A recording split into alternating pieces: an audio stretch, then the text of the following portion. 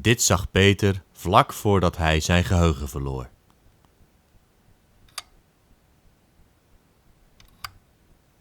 En dit was Peter zelf, vlak voordat hij zijn geheugen verloor. Toen Peter wakker werd, wist hij niets, ook zijn naam niet. Hij noemde zichzelf maar Peter. Maar wat nog erger was, hij wist niet meer wat hij moest doen met zijn leven. Niemand was hem komen opzoeken in het ziekenhuis. Dus hij ging ervan uit dat hij geen vrienden had. Maar dat maakte hem eigenlijk niet zoveel uit. Niks maakte hem nog wat uit, eigenlijk.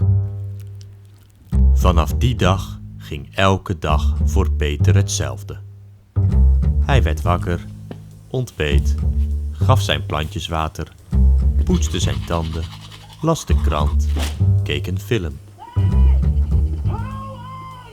Smeerde wat boterhammen en ging naar het park, waar hij de rest van de dag samen met de eenden doorbracht. En als het dan weer donker was, liep hij naar huis. De straten waren 's avonds niet veilig. Overal waar men keek, waren duistere zaken aan de gang. Voor de politie was dit een probleem. Voor Peter niet. Peter maakte het allemaal niks uit. Peter dacht aan thuis.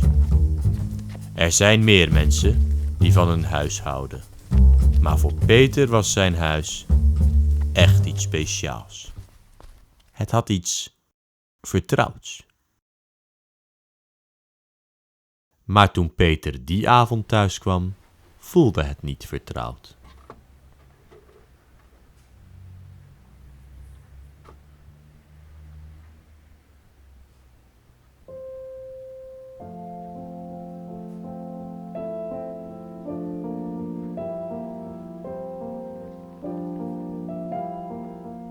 Die kapstok.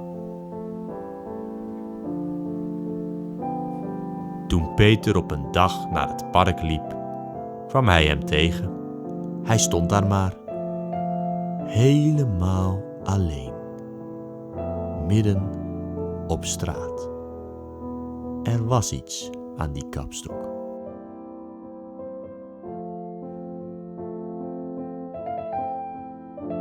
Peter had besloten hem maar mee te nemen. Hij wist per slot van rekening als geen ander hoe het voelde om helemaal alleen te zijn. Hij had nooit jassen op de kapstok gehangen. Het was tenslotte zijn vriend.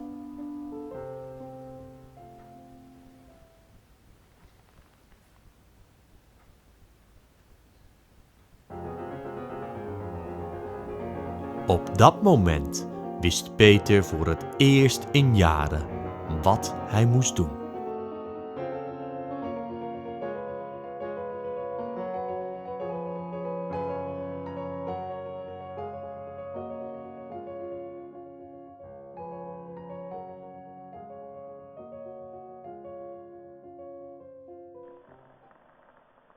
Peter hoorde een vreselijk geluid.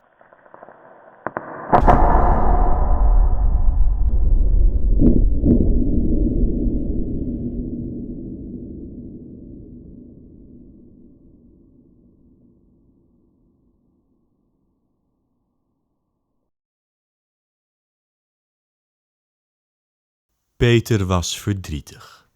Zijn enige vriend lag in kleine splinters.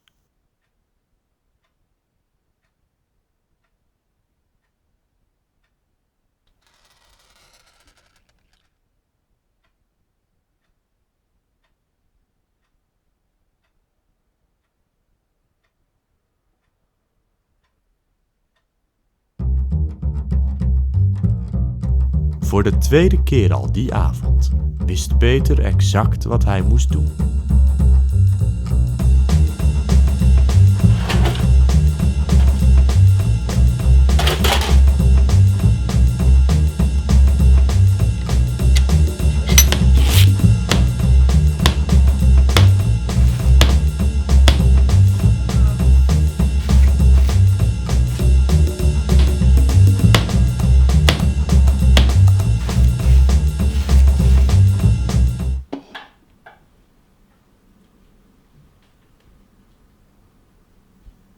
Peter was tevreden. Maar toch voelde hij dat hij het niet hierbij wilde laten. Niet alleen zijn kapstok, maar die van iedereen verdiende het om gerepareerd te worden. Eindelijk wist Peter wat hij met zijn leven wilde. Hij was